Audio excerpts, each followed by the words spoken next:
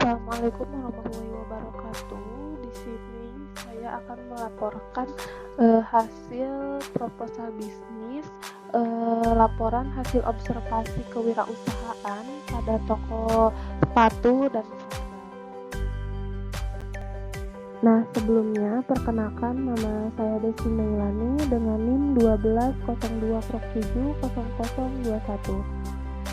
kelas dari kelas 6A.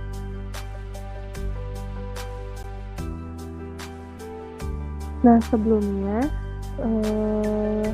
saya akan membahas terlebih dahulu apa itu kewirausahaan. Nah, kewirausahaan di sini adalah sebuah proses dalam melakukan sesuatu yang baru dengan cara kreatif dan penuh inovasi yang bermanfaat bagi orang lain dan memberikan nilai lebih.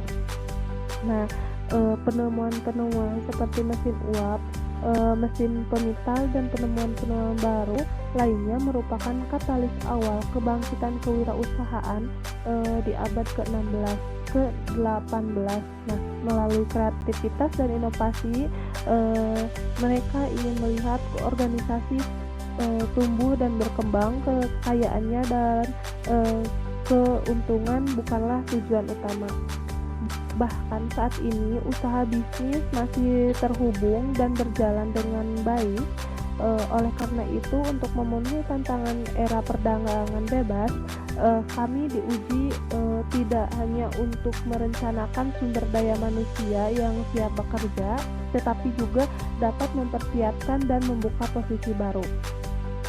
Ada kebutuhan mendesak untuk menciptakan dan memperluas lapangan kerja baru. Akibatnya, berbagai kebijakan pemerintah yang mendorong pendidikan kewirausahaan diperlukan untuk mengatasi masalah penciptaan lapangan kerja.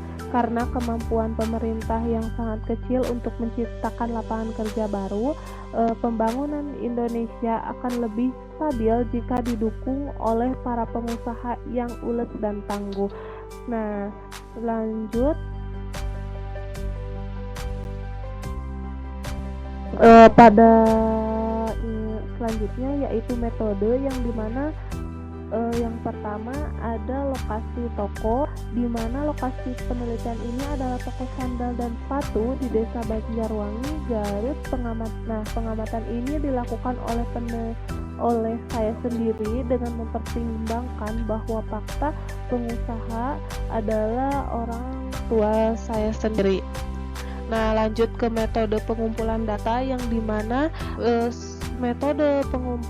teknik pengumpulan data adalah proses pengumpulan data untuk suatu metode pengumpulan data untuk memperoleh informasi yang diperlukan dan menyempurnakan jadi informasi yang dapat disajikan sesuai dengan permasalahan yang dihadapi. Nah, teknik pemilihan informasi yang digunakan adalah catatan lapangan yang dimana kejadian penting yang terjadi selama proses perdagangan dicatat dengan bantuan catatan lapangan. Nah, model catatan lapangan penelitian ini merupakan catatan pengamatan penelitian. Nah, lanjut ada analisis yang dimana penyelidikan terhadap suatu peristiwa untuk menentukan keadaan sebenarnya disebut analisis. Analisis masalah yang dimulai dengan asumsi tentang kebenarannya. Setelah menetapkan kebenaran bahwa sesuatu itu ada, analisis ini dilakukan. Lalu ada laporan yang dimana yang pertama ada jenis usaha, dimana jenis usaha ini adalah toko sepatu yang merupakan jenis usaha yang dikaji dalam usaha perdagangan. Selanjutnya ada visi dan misi. Visi pedagang ini adalah untuk memperbaiki kondisi ekonomi. Nah, dan misinya meningkatkan keuangan keluarga, menumbuhkan jiwa kewirausahaan, dan mengembangkan bidang usaha sendiri atau baru. Nah, lanjut yaitu hasil laporan. Yang di sini ada identifikasi masalah, yang ada beberapa masalah yang dihadapi oleh penjual sepatu dan sandal ini.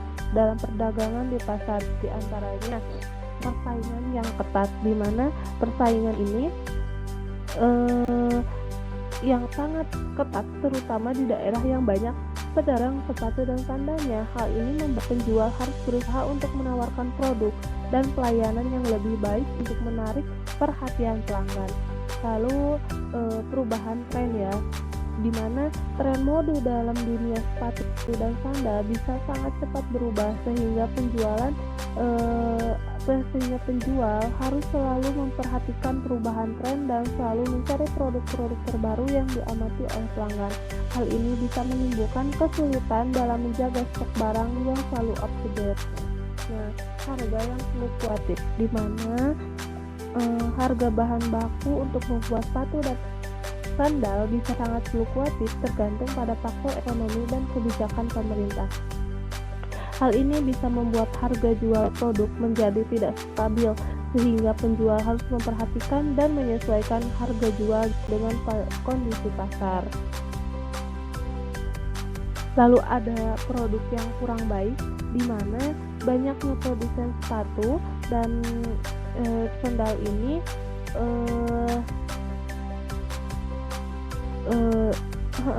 di pasar kadang membuat kualitas produk yang dijual tidak selalu terjamin. Hal ini bisa membuat pelanggan kecewa dan tidak kembali lagi untuk membeli produk dari penjual yang sama gitu.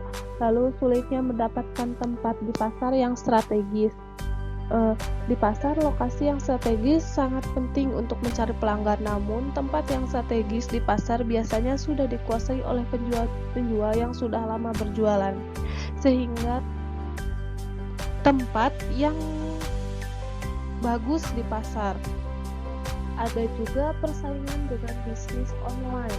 Nah, saat ini banyak penjual yang menjual produknya secara online. Hal ini membuat persaingan semakin ketat dan memaksa penjual di pasar tradisional untuk berusaha lebih keras untuk menarik pelanggan.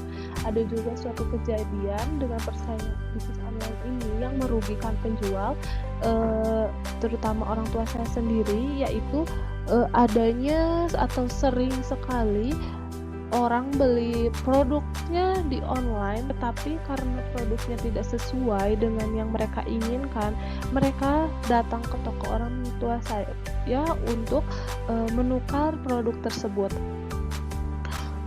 Tetapi setelah diamati produknya, ternyata si produk tersebut tidak kami jual dan tidak mengenali produk tersebut, tetapi si penukar ini sangat-sangat meyakinkan bahwa produknya itu dari toko kami gitu. Tapi karena tidak ada bukti yang jelas, penukaran tersebut pun tidak terjadi karena produk tersebut bukan dari kami dan si penukar tersebut pun tidak memiliki bukti bahwa itu produk kami. Lalu lanjut dengan desain solusi masalah, yang di mana di sini desain tingnya adalah dari hasil wawancara dengan pedagang dan analisis tren fashion untuk memahami tantangan dalam menjaga persediaan yang relevan dengan tren terkini. Lalu ada definisi masalah, yang dimana pernyataan masalah bisa menjadi bagaimana memastikan persediaan sepatu dan sandal tetap sesuai dengan tren terkini dan untuk mengurangi jumlah yang tidak terjual. Nah, untuk idenya ada beberapa solusi untuk mengatasi masalah yang dihadapi oleh pedagang. Nah, yang pertama ada inovasi produk dan diversifikasi. Nah, pedagang dapat menciptakan inovasi dan dalam desain, bahan atau fitur produk mereka dengan menciptakan produk yang unik, menarik, mereka dapat membedakan diri dari pesaing dan menarik minat pelanggan. Selain itu, diversifikasi produk juga penting, misalnya menawarkan berbagai jenis sepatu dan sandal seperti formal, kasual, olahraga, dan musim tertentu untuk memenuhi kebutuhan beragam pelanggan. Nah, lalu ada perhatian pada kualitas produk, yang dimana menjaga kualitas produk yang baik sangat penting untuk membangun kepercayaan pelanggan. Pedagang harus memastikan bahwa produk yang mereka jual terbuat dari bahan berkualitas dan tahan lama. Hal ini dapat mengurangi keluhan pelanggan dan meningkatkan loyalitas pelanggan. Nah, selanjutnya pemasaran yang efektif. Nah, pedagang menggunakan strategi pemasaran yang efektif untuk meningkatkan visibilitas dan daya tarik bisnis mereka. Mereka dapat memanfaatkan media sosial dan platform e-commerce untuk memperluas jangkauan pasar mereka. Pemasaran yang cerdas seperti promosi khusus, diskon, atau produk loyalitas dapat membantu menarik pelanggan baru dan mempertahankan pelanggan yang ada. Lalu, membangun kemitraan dengan supplier terpercaya. Penting bagi pedagang untuk menjalin hubungan yang baik dengan produsen atau supplier bahan baku yang dapat diandalkan. Hal ini dapat membantu mereka untuk mendapatkan pemasok yang stabil, harga yang kompetitif, dan akses ke produk-produk terbaru. Memiliki kemitraan yang kuat dengan pemasok dan membantu mengatasi masalah fluktuasi harga dan kualitas produk. Lalu ada fokus pada pelayanan pelanggan, kan? Ada fokus pada layanan pelanggan, yang dimana kunci untuk mempertahankan pelanggan dan menciptakan pengalaman positif. Pedagang harus dapat memberikan pelayanan yang ramah, membantu, dan responsif. Mereka dapat memberikan saran tentang pemilihan ukuran, merespon keluhan pelanggan dengan cepat, dan memberikan jaminan kepuasan pelanggan. Pelayanan pelanggan yang baik akan meningkatkan citra bisnis dan mendorong pelanggan untuk kembali lagi. Nah, lalu yang terakhir ada menerapkan teknologi dan e-commerce. Pedagang harus dapat memanfaatkan teknologi dan platform e-commerce untuk mengembangkan bisnis mereka. Membuat toko online atau bergabung dengan platform e-commerce dapat membantu mereka mencapai pelanggan potensial di berbagai lokasi. Selain itu, penggunaan teknologi dan dalam manajemen inventaris, pembayaran digital, atau analisis data dapat membantu mengoptimalkan operasional dan meningkatkan efisiensi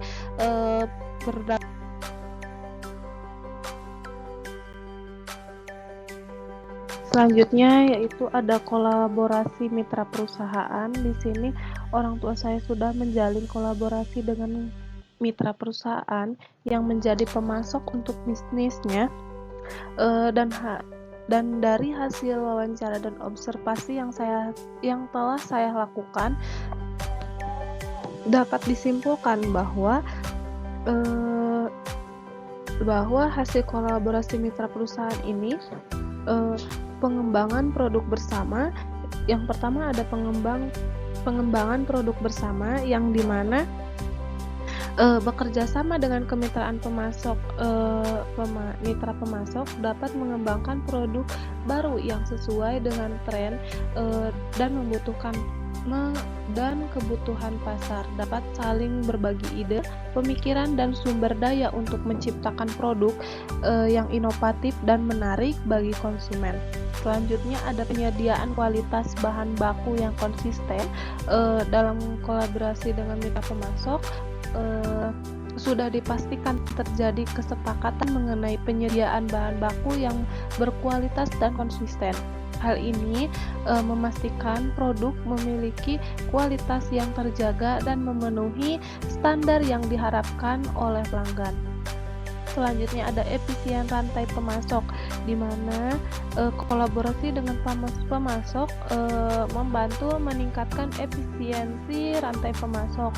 Nah, melakukan evaluasi terhadap proses pengadaan, produksi, dan pengiriman produk untuk mengidentifikasi area-area yang dapat ditingkatkan. Misalnya, dapat mengadopsi sistem just in time untuk ya, atau mengoptimalkan proses pengiriman untuk mengurangi biaya dan meningkatkan kecepatan layanan. Lalu ada keberlanjutan dan etika kerja yang dimana eh, menjadi nilai penting dalam bisnis. Memastikan mitra pemasok juga memperhatikan hal yang tersebut.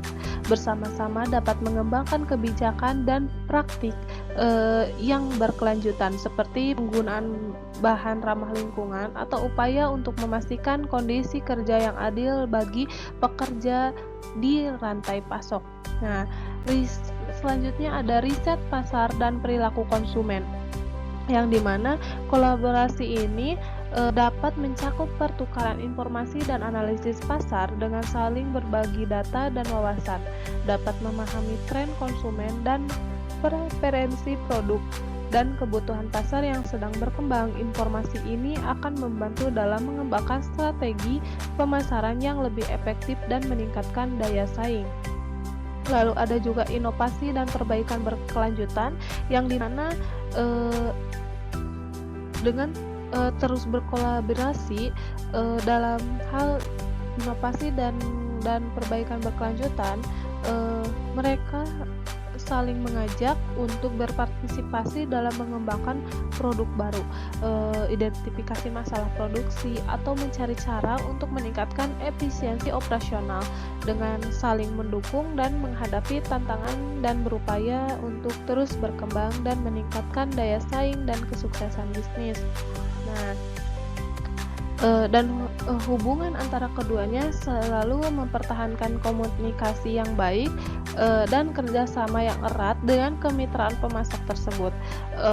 Dengan demikian, orang tua saya dapat menciptakan hubungan yang saling menguntungkan dan berkelanjutan dalam bisnis sepatu dan sandalnya sampai sekarang.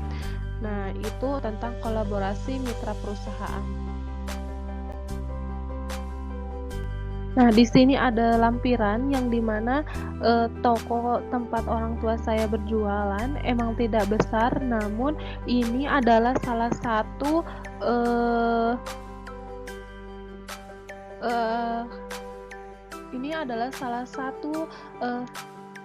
bukan salah satu ya, namun ini tempat mencari keluarga saya mencari nafkah, dan dari tempat inilah kami bisa makan dan orang tua saya bisa menyekolahkan anak-anaknya. Ini ada berbagai foto ya, yang dimana di pasar itu tidak selalu ramai penjual, ramai pembeli, maksud saya, mohon maaf. Namun ada beberapa pembeli yang mungkin tidak penghasilannya tidak terlalu besar, namun cukup. Nah, mungkin itu yang dapat saya sampaikan dalam melaporan proposal bisnis ini. Sekian dan terima kasih.